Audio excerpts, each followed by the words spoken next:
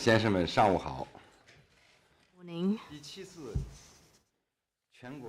The 7th National Population Census has completed its tabulation of the main figures. Today we are having this press conference, and we have invited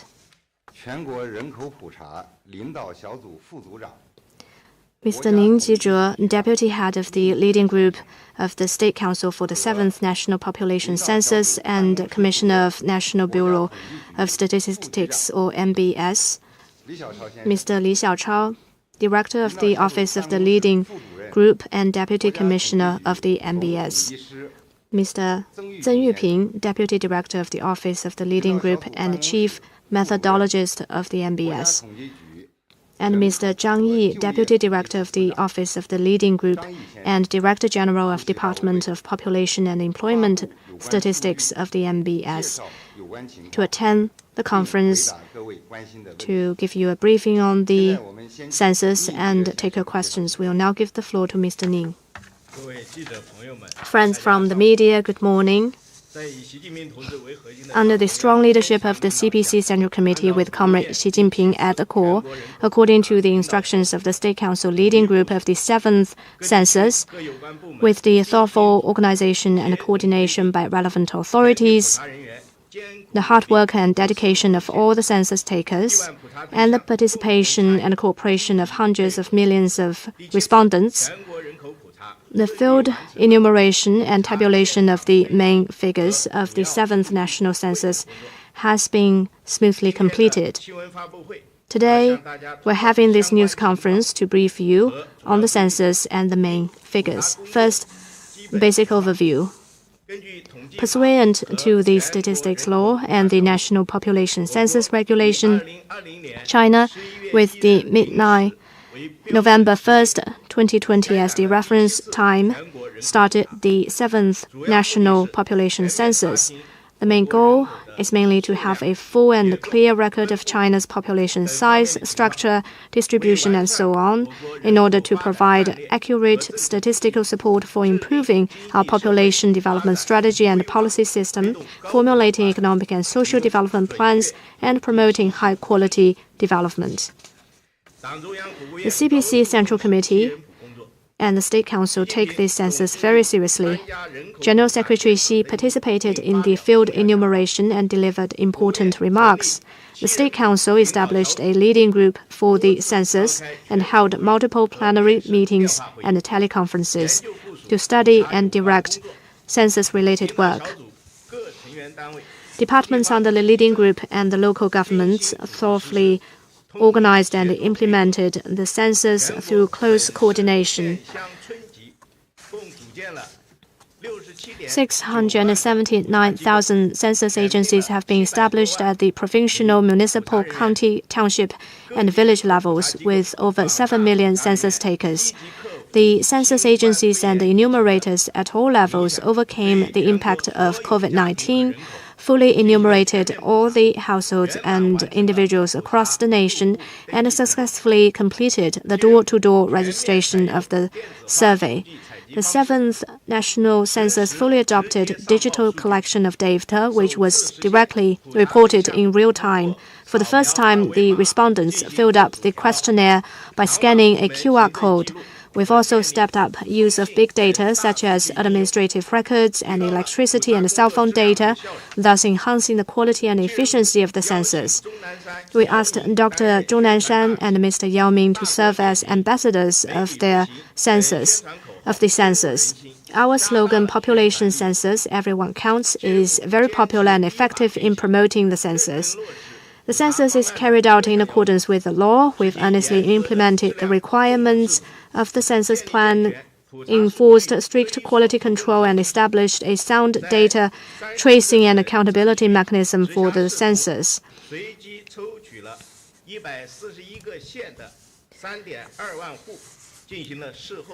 The 32,000 households of the 141 counties were randomly selected for post-enumeration survey, which showed a population undercount rate of 0.05%. The process is strict and up to par with solid and reliable results. As for the main data, first, national population. The national population was 1.41178 billion persons, compared with the 1.33972 billion. In 2010, it was an increase of 72.06 million persons, up by 5.38%. The average annual growth rate was 0.53%, down by 0.04 percentage point, compared with 0.57% from 2000 to 2010, demonstrating a mild growth momentum in China's population in the past decade. Second, population by household types. There were 494.16 million family households with 1.29281 billion persons and 28.53 million collective households with 118.97 million persons. The average size of a family household was 2.62 persons, or 0.48 person less than the 3.1 persons in 2010. The family households continued to downsize because of increasing population mobility and the fact that young people after marriage lived separately from parents with improved housing conditions. Third, population by regions. 39.93% of the population is in the eastern region, 25.83% in the central areas, 27.12% in the western region, and 6.98% in the northeast China. Compared with 2010, the proportion of the population in the eastern region increased by 2.15 percentage points, and that in the central areas was down by 0.79 percentage point, that in the western region was up by 0.22 percentage point, and that in the northeast China was down by 1.2 percentage points. The population further congregated in economically developed regions and city clusters. Fourth, sex composition. 723.34 million persons, or 51.24%, were males, while 688.44 million persons, or 48.76%, were females. The sex ratio was 105.07, basically the same level with a slight decline compared with 2010. The sex ratio at birth was 111.3, down by 6.8 compared with that in 2010. The sex composition of China continued to improve. Fifth, age composition. There were 253.38 million persons in the age group of 0 to 14, accounting for 17.95%. 894.38 million persons in the age group of 15 to 59, or 63.35%, and 264.02 million persons in the age group of 60 and above, accounting for 18.7%. Specifically, there were 190.64 million persons in the age group of 60 and over, accounting for 13.5%. Compared with 2010, the shares of people in the age groups of 0 to 14, 15 to 59, and 60 and above were up by 1.35 percentage points, down by 6.79 percentage points, and up by 5.44 percentage points, respectively. The share of children rose again, proving that the adjustment of China's fertility policy has achieved positive results. Meanwhile, the further aging of the population imposed continued pressure on the long-term balanced development of the population in the coming period. Sixth, education attainment. There were 218.36 million persons with university education. Compared with 2010, the number of people with university education went up from 8,930 to 15,467 persons per 100,000 persons.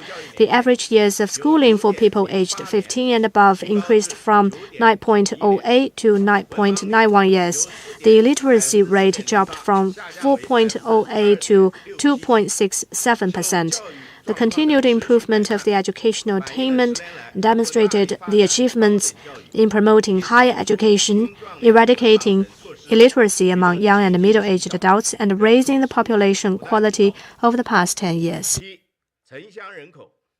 Seventh, urban and rural population. There were 901.99 million persons living in urban areas, accounting for 63.89%. 509.79 million persons living in rural areas, accounting for 36.11%. Compared with 2010, the urban population was up by 236.42 million, and the rural population was down by 164.36 million. The share of urban population went up by 14.21 percentage points, with new industrialization, information, and agricultural modernization developing the implementation of the policy to help people who have relocated from rural to urban areas to gain permanent urban residency. China's new urbanization has been advanced steadily and made historical progress. Eighth, floating population. The number of population who lived in places other than their household registration reached 492.76 million. Specifically, the population who lived in places other than their household registration but still in the same city totaled 116.94 million, and the floating population numbered 375.82 million. Of the floating population, the population moving to other provinces reached 124.84 million. Compared with 2010, the population who lived in places other than their household registration areas went up by 88.52%, and the population who lived in places other than their household registration but still in the same city up by 192.66%, and the floating population up by 69.73%. China's continued economic and social development has facilitated population migration and mobility, and the trends of which have become increasingly evident, and the size of floating population has further grown. Ninth, population of ethnic groups. The population of the Han ethnic group was 1.28631 billion, accounting for 91.11%. That of the ethnic minorities was 125.47 million, accounting for 8.89%. Compared with 2010, the population of the Han ethnic group grew by 4.93%, while that of the ethnic minorities increased by 10.26%, and the share of the ethnic minorities increased by 0.4 percentage points. The steady increase of the population of the ethnic groups fully reflected the comprehensive development and progress of all ethnic groups under the leadership of the CPC. The population has always been an issue of overarching importance. The 7th National Census gave a clear picture of China's population, including size, structure, and distribution, and so on. It accurately reflected the trends of how the population is changing and collected a huge amount of useful information. We are now analyzing and tapping into the census data. As follow-up, we will publish and share the census results in various ways, work with relevant departments to strengthen far-sighted strategic study of population development, make the most of the census, and provide strong statistical support for spurring high-quality development, crafting targeted strategies and policies on population, and promoting balanced development of population in the long run. On behalf of the Office of the State Council Leading Group for the 7th National Population Census and the NSB, I sincerely thank all the census agencies and the enumerators at all levels. The over 7 million census takers worked tirelessly and really stepped up despite the difficulties. They effectively overcame the impact of COVID-19 and completed field enumeration on schedule, leaving no district, residential building, household, or individual uncounted. Thanks to their efforts, the results of the census can stand the test of history and our people. We sincerely thank all the sectors and the respondents for their active participation, coordination, and support. The 1.4 billion people committed to making everyone count in this census have fulfilled their obligations and faithfully provided census information, laying a solid foundation for the massive undertaking of the 7th consensus. My sincere thanks also go to all the friends from the media for promoting the census. It is through your efforts that the census takers got their encouragement and inspiration and gained more confidence and drive. You also helped the respondents understand, support, and cooperate with census taking. The census would not have been so successful without your dedication and hard work. So a big thank you to you all. And now the floor is open for questions. Thank you, Mr. Ning. We'll now open the floor for questions. And please identify yourself and your media outlet before raising the question. Thank you. With CCTV,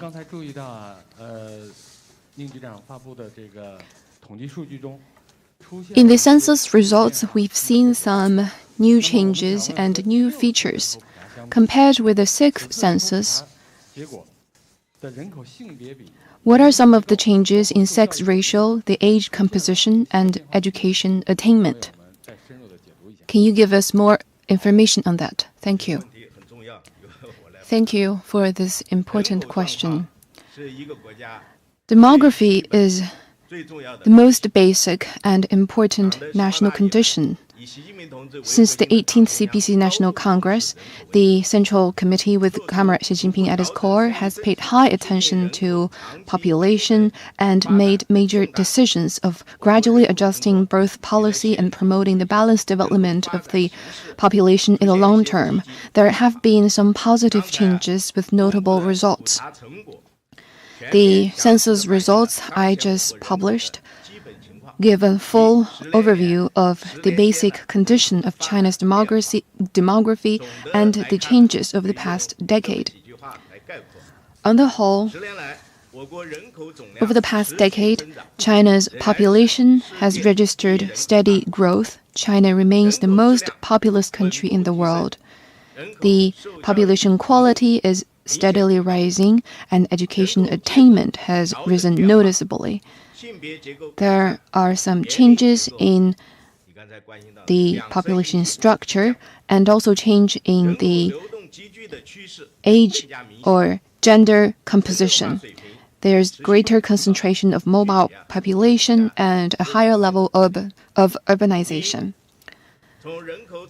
More specifically, first, if we look at the aggregate, the growth rate has moderated, but on the whole, it maintained steady growth. In 2020, China's total population was 1.41 billion, accounting for about 18% of the global total. China remains the most populous country in the world. Over the past decade, the total population increased from 1.3 billion plus to 1.4 billion plus. The increment was 72.06 million, up by 5.38% against 2010. The growth rate on annual average was 0.53%, a little bit lower than the 0.57% for the decade between 2000 and 2010. Second, the education attainment has been steadily rising. The average years of schooling for people above 15 years old increased from 9.08 years in 2010 to 9.91 in 2020. For the working age population aging between 16 and 59, the average years of schooling increased from 9.67 years in 2010 to 10.75 years. The illiteracy rate went up from 4.08% in 2010, went down from 4.08% to 2.67%. Third, sex composition. The sex ratio has been steadily improving. If we look at the results, the sex ratio, that is setting female population at 100, is 105.1. That is slightly lower than the 105.2 during the 6th census. If we look at newborns, in 2020, the sex ratio was 111.3, 6.8 lower than 2010. It is gradually coming to a normal level. Fourth, age composition. The size of children has increased, so is their share. The population of children aging 0 to 14 increased by 30.92 million against 2010. The share increased by 1.35 percentage points. With the implementation, with the full lifting of restrictions on a second child, there is a rebound of newborns, and among newborns, a second child accounted for 50% in 2017, rising from the 30% level in 2013. Fifth, population mobility remains high, and there is a greater concentration. If we look at the results, it is quite common for people to live in a place other than their place of household registration.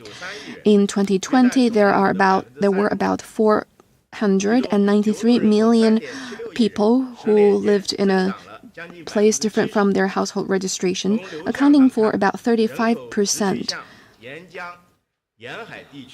In terms of geographical location, people keep moving to coastal areas, especially the Yangtze River Delta, the Zhujiang River Delta, and the Chengdu, Chongqing city clusters.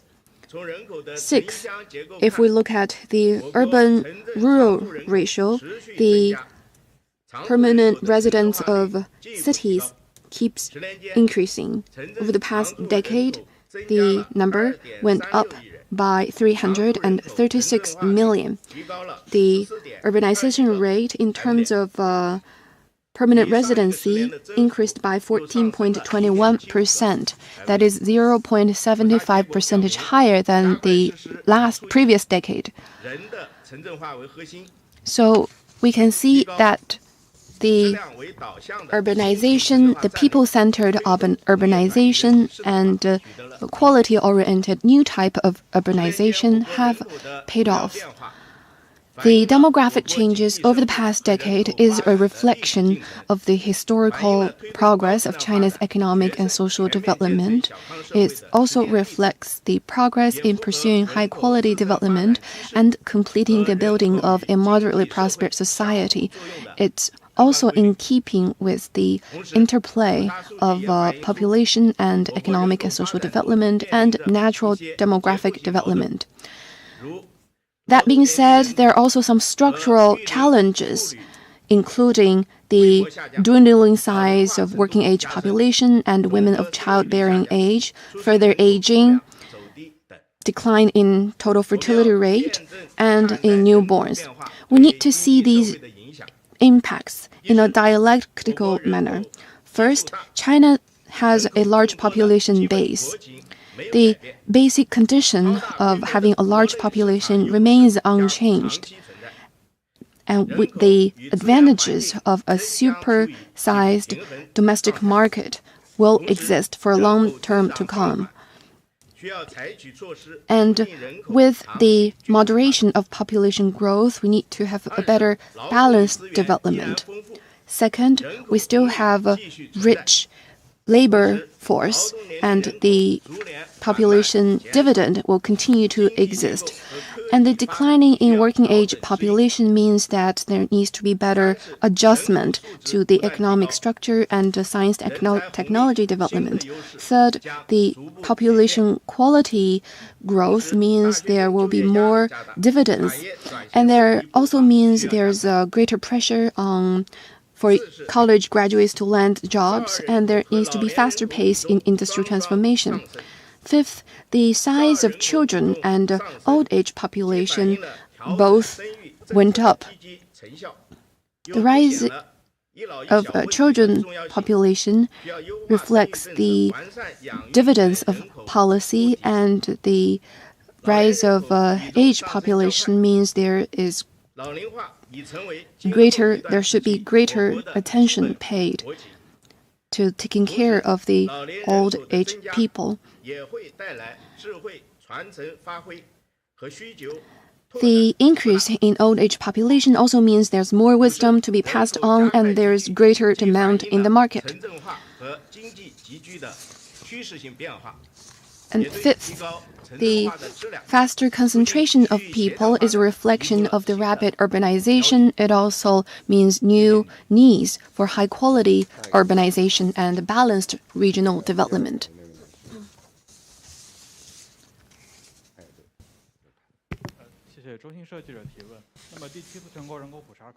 The seventh census is indeed the world's largest survey.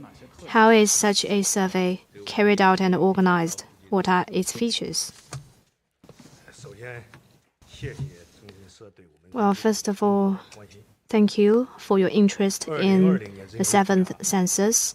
The 2020 census is the seventh national population census we carried out since the founding of the PRC. It is also the largest population census in the world, and it was conducted under the COVID-19 pandemic. Over the past year and more, thanks to the joint efforts of all the people around the country, we have successfully completed the census with high quality, and we couldn't have made such achievements without the following support. First, the CPC Central Committee and State Council take this census very seriously and pointed the way for how we conduct this survey. General Secretary Xi and Premier Li and other party and state leaders participated in field enumeration as ordinary citizens. The State Council established the leading group for the seventh census with Vice Premier Han Zheng as the head of the leading group to direct relevant work. The relevant authorities and regions under unified national leadership with clearly defined responsibilities and coordination have worked together and supported each other. Altogether, 679,000 census agencies have been established at the provincial, municipal, county, township, and village levels, and more than 7 million census takers were enrolled. The CPC Central Committee and State Council has attached great importance to this massive undertaking and pointed the way for how we conduct the census and provided safeguard through the various departments and regions. Second, we earnestly implemented the plan and formulated the roadmap and timeline for the census. On the basis of multiple pilot programs, we also solicited opinions from experts and various sectors. We have formulated the plan for the seventh census and the 7 implementation rules, which clearly identified the specific content, methodology, the working process, the tasks and requirements of the census, thus providing a code of conduct and guidance for the population census. And third, we are also enriching the content of the census to allow it to play a bigger role. For the first time, we collected the ID number of our residents, which provided basic information for the comparison and verification of data. We also added more indicators of the elderly population to reflect the aging population. And fourth, we also used new methods and approach to increase the efficiency and quality of the census. For the first time, we adopted digital collection of data, which was reported directly in real time. And the respondents will fill up their questionnaire online. Though the proportion is not big, there are a lot of people who did this online. We also strengthened the use of big data and administrative records. We also made full use of cloud technology, cloud service, and cloud application to handle the data. The more than 7 million census takers are also managed online, and we can monitor the work of the census takers in real time. Fifth, we would also count everyone by region to ensure no one is recounted or undercounted. By a certain standard, we have divided the nation into several districts for the census, to ensure there are no overlapping between the districts. Among the districts, we would code every residence by certain rules, and our enumerators will conduct door-to-door enumeration of each and every household. At the same time, we would strengthen training and management of the census takers. And before the door-to-door enumeration, we also got all the household registrations in order and carried out door-to-door survey. Sixth, we also strengthened awareness campaign of this census to increase to encourage the respondents to actively support and coordinate with the census. We have formulated a campaign plan for promoting the census and short promotion videos and advertisements. We've also introduced such popular slogans as population census, everyone counts, and we have enjoyed enormous support and coordination from the various sectors and all the respondents. Thank you. Next question, please.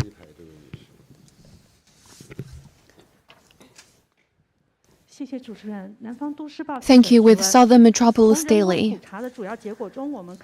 If we read the results, we can see that for the past decade, there is a moderation of population growth.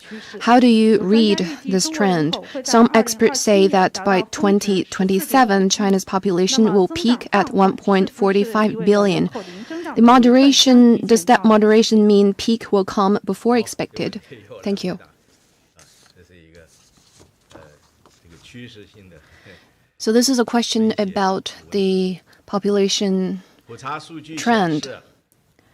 Indeed, the census shows that there is a moderation in population growth over the past decade. The annual average growth rate was 0.53%, 0.04 percentage points lower than the previous decade. That is a result of multiple factors. The number of women of childbearing age, especially the most fertile women, was declining, and there's a postponement of childbearing and also rising cost of child raising. All of these are the reasons behind the decline in newborns. That is a natural result of China's economic and social development, especially in the process of industrialization and urbanization. It is also a common challenge facing all countries, especially developed countries. But China's population still ranks #1 in the world. It was still growing over the past decade. It grew by 72.06 million, and the increment was slightly lower, but basically at the same level compared with the previous decade of 73.9 million. The reasons are as follows. First, there is still momentum of population growth. China has a large population base and including over 300 million women of childbearing age. Each year, their newborn will reach over 10 million. And second, the policy changes have paid off with the restrictions lifted on a second child. The number of newborns has rebounded. The size of children and their share in the entire population was growing. According to the census, in 2020, the children population was 253 million. That is 30.92 million more than 2010, and the share in the entire population increased by 1.35 percentage points. Third, average life expectancy is growing with economic and social development and rising living standards and medical services. People's overall health has been improving. With that, the annual death figure is smaller than that of newborns. These positive factors will continue to exist. If we look at the changes, China's population growth will continue to moderate going forward. And population growth is also affected by the age composition, people's mindset, policies, the cost of childbearing, public health, and people's overall health.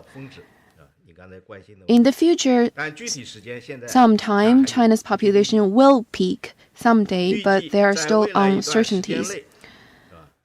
For some time to come, China's total population will be kept at above 1.4 billion.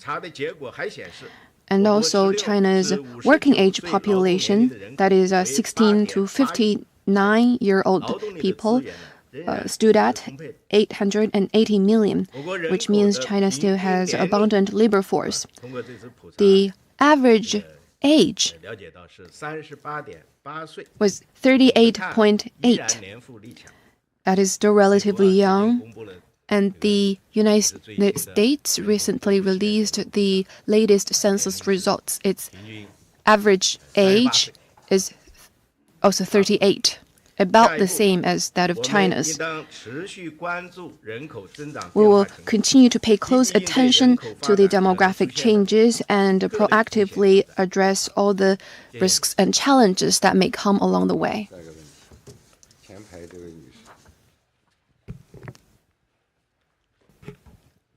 谢谢主持人，香港中评社记者提问。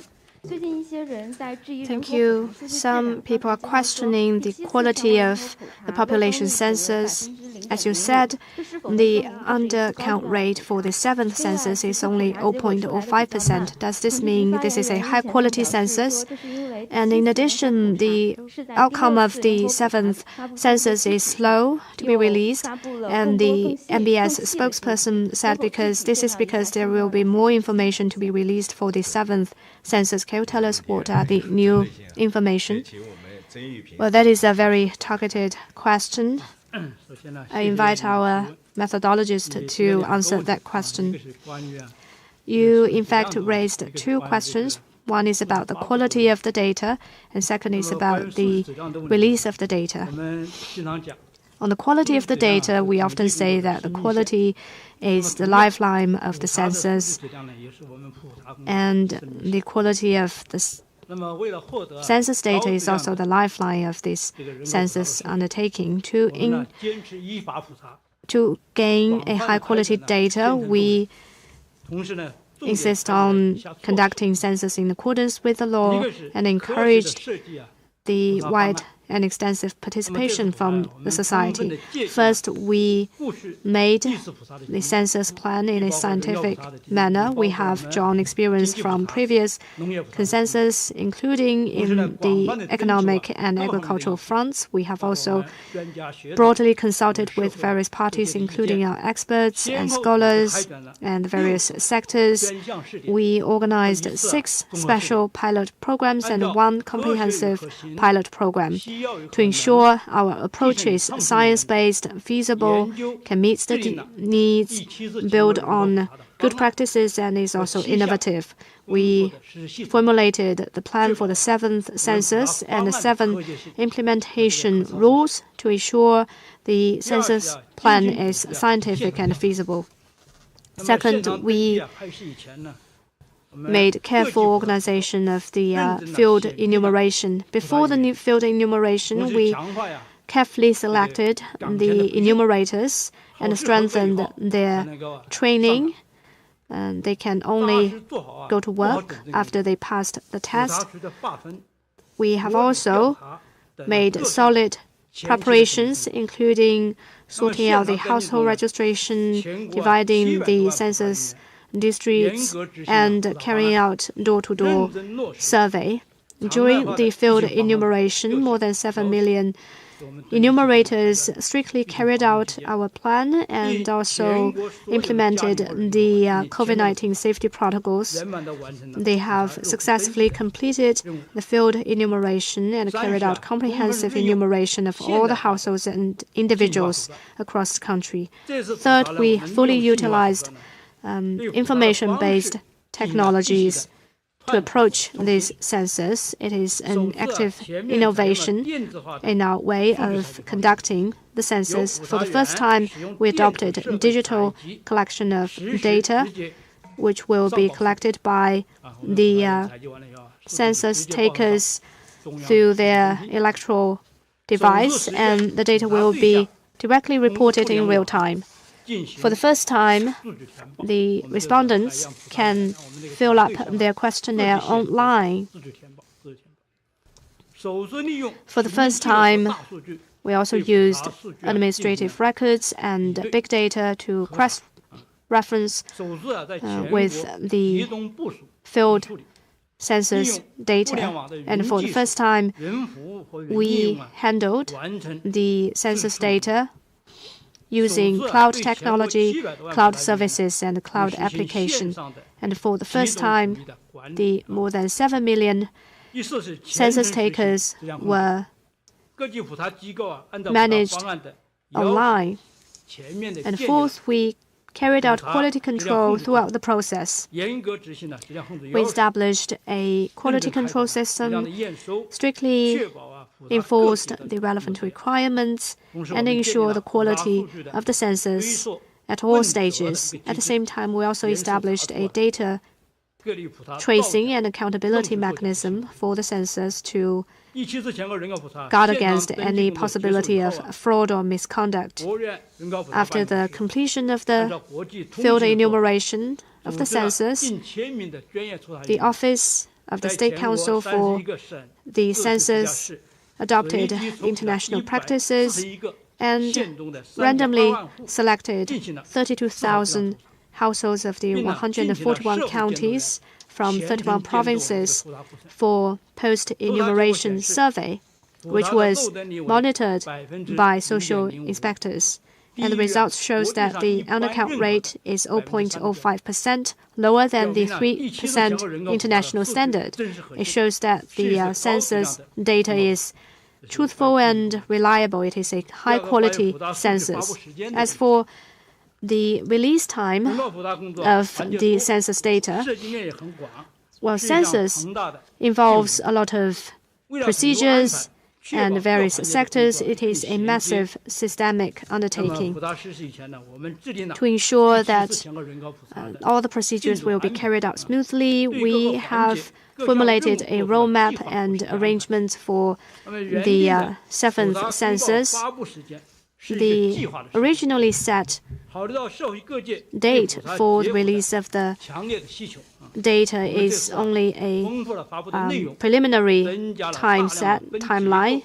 Given the strong demand of the society for the results, we spent more time on collecting more data regarding the different structure and regional distribution of the census data. Today, we altogether released 8 communiques, and you can see, compared with the last census, the 7th census contains more details which have been repeatedly tracked. And we can see that a lot of countries only release their data after about a year of field enumeration. For example, in America, they started their census on April the 1st last year, and it was also released only 1 year later. And going forward, we will further release the relevant resources and data to meet your needs for the data. And at the same time, we would also use micro data labs to provide micro data of the census for relevant research institutes and experts to analyze and look into the data so that it can be put to greater use. Thank you.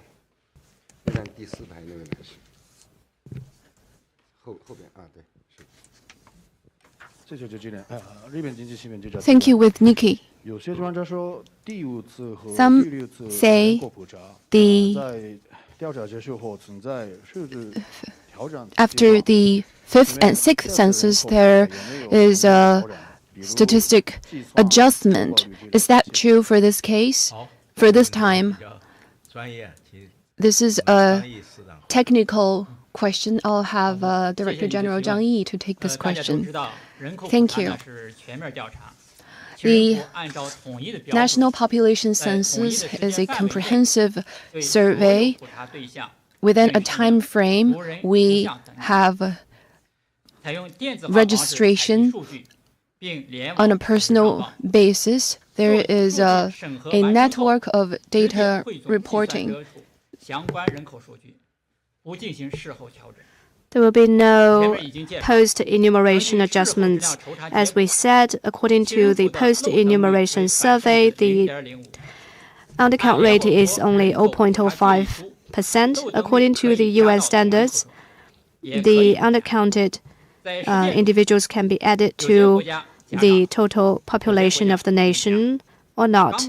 In practice, some countries have done that, some chose not to do that.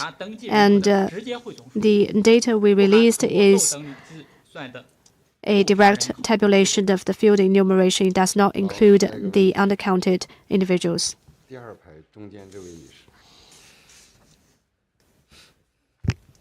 Thank you with Haibao News. Aging has been an issue of great concern. What's the aging situation in China like? What will be done to improve the age composition? And when will the policy of delaying retirement be introduced? Thank you. That is indeed a concern of many people in the society. The census shows that 18.7% of the population is aged 60 and above, and 13.5% is aged as 65 and above. And aging population has the following features in China. First is that we have a large elderly population. 260 million people in China aged 60 and above, among which 190 million are aged 65 and above. Among the 31 provinces in China, 16 provinces have over 5 million people at the age of 65 and above. Among them, 6 provinces have an elderly population of over 10 million. Second, population is aging faster. From 2010 to 2020, the share of those at 60 and above increased by 5.44 percentage point, and that of the age bracket of 55 and above was up by 4.63 percentage point. Compared with the last decade, the growth rate was 2.51 and 2.72 percentage points, respectively. And third, there is a clear urban and rural difference in the aging of population. About 23.81% of the population in the rural area is above 60, and 17.72% is above 65. And such difference between the urban and rural areas also has a lot to do with population mobility. Fourth, the quality of the elderly population has been improving. Among the age bracket of 60 and above, 36.69 million people have secondary education and above, an increase of 20.85 million compared to 2010. And those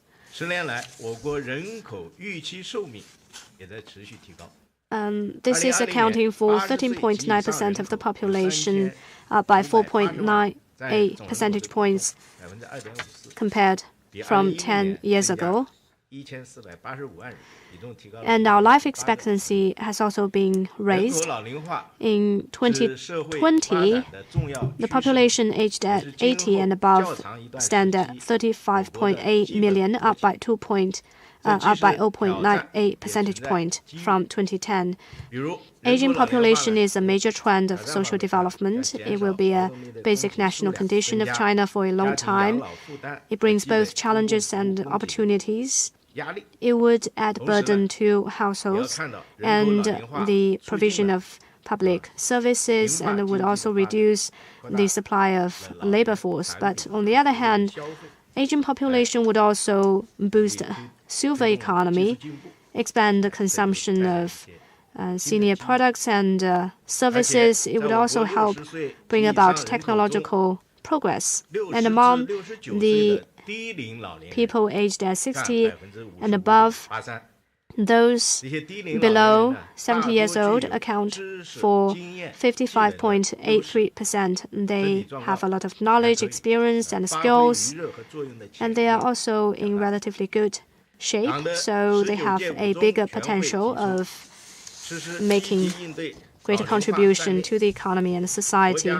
The fifth plenum of the 19th CPC Central Committee has made it our national strategy to actively respond to an aging population, and we will make it our major strategic task to coordinate and implement systemic policies regarding population aging.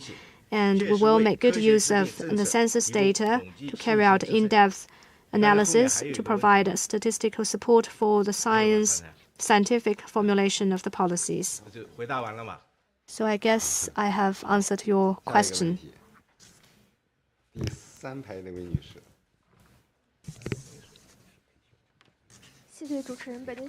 Thank you. With Beijing Youth Daily, there is also a lot of attention on the population changes in northeastern China. It's been declining according to the census. What are the reasons? What challenges will it bring? What will be done to address that? Thank you. I'll take that question. I know there's a lot of interest and attention in the northeastern China. If we look at the census, there are several features regarding the population change over the past decade. The total population in the three provinces is still quite big, but there is a negative growth. In 2020, the total population stands at 98.51 million. It is still a large population, but it was down by 11.01 million compared to 10 years ago. Second, the sex ratio is 106.3, lower than the national average and is in a normal scope. And third, the age population is quite serious. The share of the age bracket of 65 and above is 16.39%, up by 7.26 percentage points, higher than the national average. Fourth, the three provinces enjoy a rich reserve of human resources. About 16.75% of the people there have 3-year college education and above, and the years of education for those as 15 and above are 10.16 years, higher than the national average. Fifth, The cities there enjoy a solid foundation for development. The urbanization rate of its permanent population reached 67.71%. It is one of the highest among the provinces in China.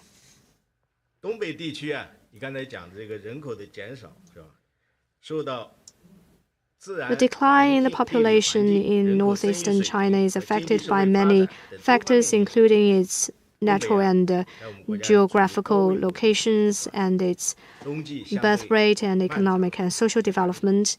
Northeast China is a high-altitude region. It has a long and cold winter. A lot of the people there would move to the south. It is also a feature seen in many other places around the world, including Europe and the US. And affected by people's views and behavior when it comes to childbearing, the population growth in northeast China for a long time has been lower than the national average.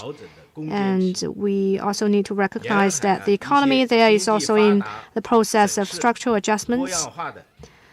While a lot of the provinces in the coastal areas are more economically advanced, they have great appeal for population from the three provinces and other places in China with their great job opportunities and development prospects. But that said, we still need to recognize that the economy in northeast China is still highly resilient and very promising. It has a large number of strategic industries that are vital for our nation's economy and national security, including in science, technology, modern agriculture, equipment manufacturing, and transportation facilities. About 16.5 million people there enjoy higher education. Its grain output accounts for 1/5 of the national total. It also has a number of important state-owned enterprises. So there are a lot of good conditions for northeast China to achieve revitalization. The State Council and the Party Central Committee are very committed to strengthening and promoting Northeast Asia. It has introduced a lot of major measures to foster a sound environment for the development of the real economy there, while we strengthening the structural adjustments in the region. We would also further look into the issue of the population in northeast China and address both the challenges and seize the opportunities in the changing population. Thank you.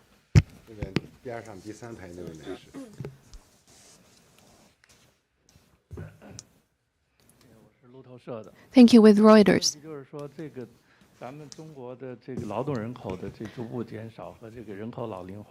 With the decline in working age population and aging,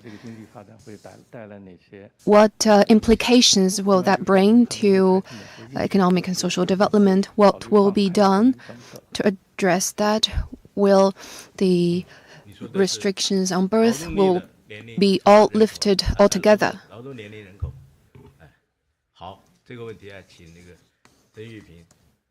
I'll have Mr. Deng Yuping to take this question. Thank you.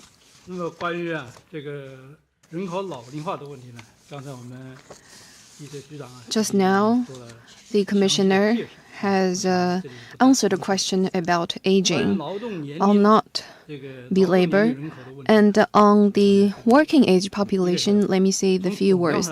First, if we look at the aggregate, compared with 2010, during the 6th census, the working age population aged between 16 and 59 declined by 40 million.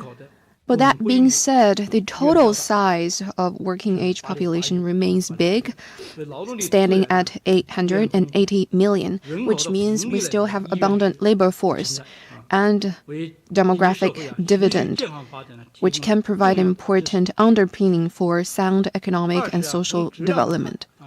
And second, if we look at quality, the quality of working age population has risen significantly. The results shows that the average years of schooling for people above 15 is 9.91 years. That is 0.83 years longer than 2010. The average years of schooling for working age population is 10.75 years. That is 1.08 years longer than the 9.67 years of last census. And among the working age population, the figure of people with high school education or above stands at 385 million, accounting for 43.79%, 12.8 percentage points higher than 2010.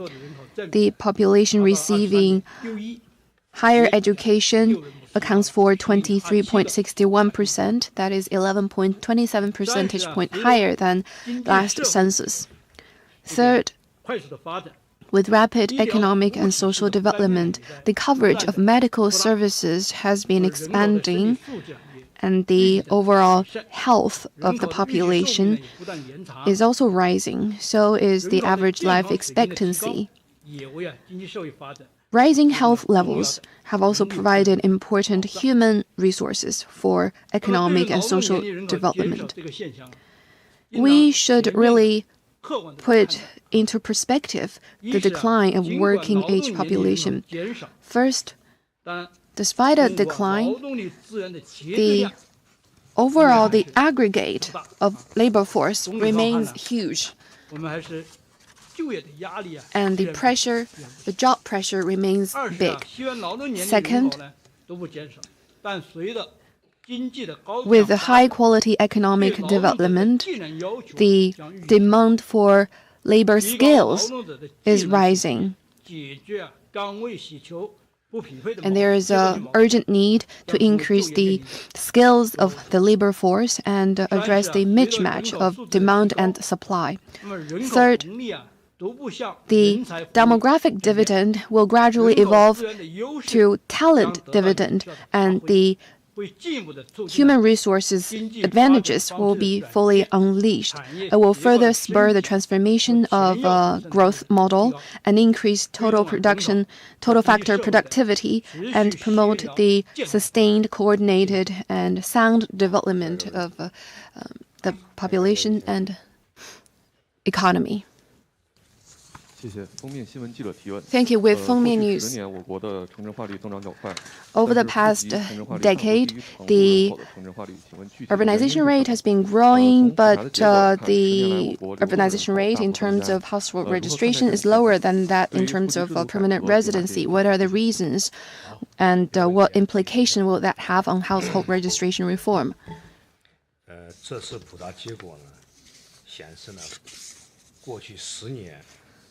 According to the census results, over the past decade, there has indeed been a significant rise in urbanization. That is 15.21% higher than the last census, and there is a huge mobility. That is a result of sustained economic and social development and the effective allocation of human resources. It's also attributable to the robust economic and social development in some particular regions. It is also consistent with the trend in other parts of the world. Now, China's urbanization rate is at an upper medium level worldwide. It is basically commensurate with China's GDP standing in the world, which is also at an upper medium level. We expect that with continued economic and social development and measures to boost urbanization, the urbanization rate will continue to grow.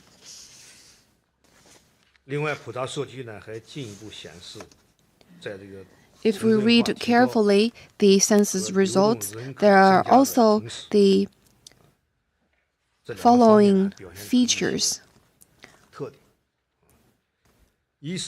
First, the share of people moving to cities is rising.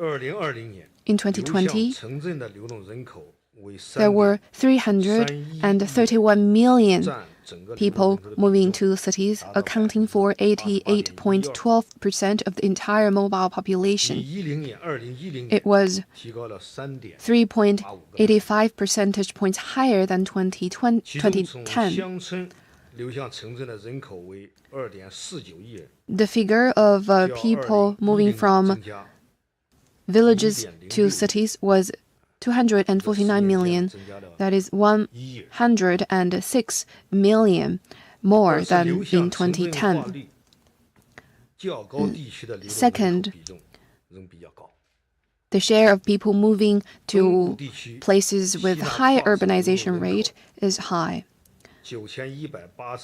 A total of 91.81 million people moved out of their provinces to the eastern region, accounting for 73.54%. For the central region, the figure is 9.55 million, accounting for 7.65%.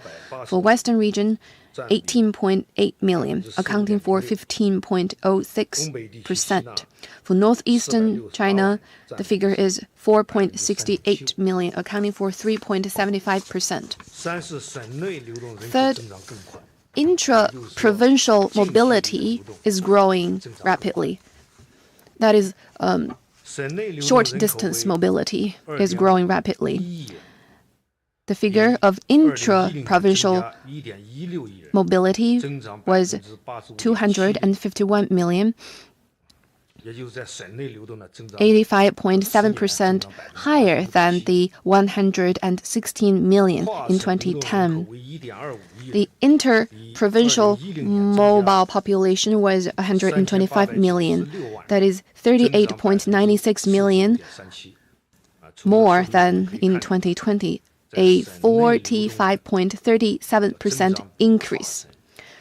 So you can see that the intra-provincial mobility is growing faster than inter-provincial mobility. The intra-provincial mobility's share in the entire mobile population increased from 61.15% to 66.78%, 5.63 percentage higher than in 2010, meaning 2/3 of the mobile population choose to move to a different place within their province. There is indeed a difference in urbanization in terms of household registration and in terms of permanent residency. Over the past decade, the urbanization in terms of household registration has also risen significantly. By the end of 2020, an additional 100 million non-city population have been settled with a household registration in the cities. And the large body of them are migrant workers. Because of the restraints and bottlenecks in terms of policy and institution, it takes time for the differences to be removed. It can't be done overnight. And also, some rural population are not so eager to settle down to have household registration in cities, because with progress in eradicating extreme poverty and rural revitalization, now people would rather stay at their hometown in the rural area. That's also one of the reasons behind the difference in the two urbanization rates. with sustained high-quality development, with the advancement of new type of urbanization, we're confident that China's urbanization will be more reasonable and the mobility will be more orderly, and there will be better coordinated development of economic, social development and mobility. Last question, please.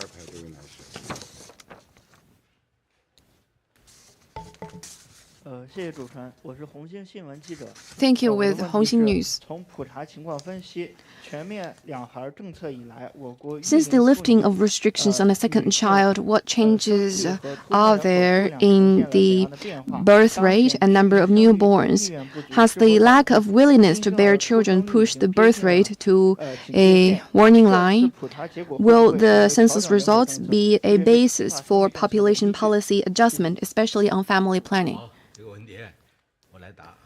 I'll take this question. Now, there's high attention on birth rate, and we have get a lot of figures and information on that with the census. The lifting of restrictions on the second child has paid off. If we look at the census results, there are the following features in terms of birth. First, we still have a large size of newborns. In 2016 and 2017, there is a sharp increase in newborns, standing at 18 million and 17 million respectively. That is 2 million and 1 million more than the policy was adopted.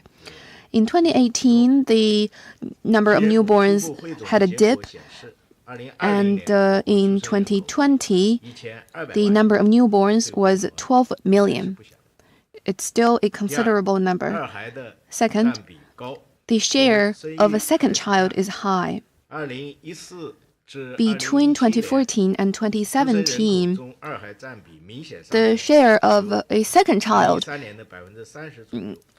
within newborns has increased sharply, rising from 30% in 2013 to 50% in 2017.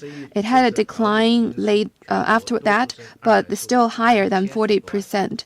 The change of policy has resulted in an additional of 10 million newborn second child. Third, total fertility rate is low. It was 1.3 in 2020. It is at a low level. And that is a result of a decline in the number of women of childbearing age, and also the dividend of lifting restrictions is diminishing. And in 2020, COVID-19 has brought about a lot of uncertainties and people's concerns about delivery in a hospital. That has further lowered people's willingness to give birth. The low fertility rate is a natural result of economic and social development. It is influenced by policy as well as economic, social, and cultural factors. And these factors are playing a bigger role. With the change in people's mindset, low fertility rate has become a challenge, a common challenge facing a lot of developed countries. It's also a challenge for China.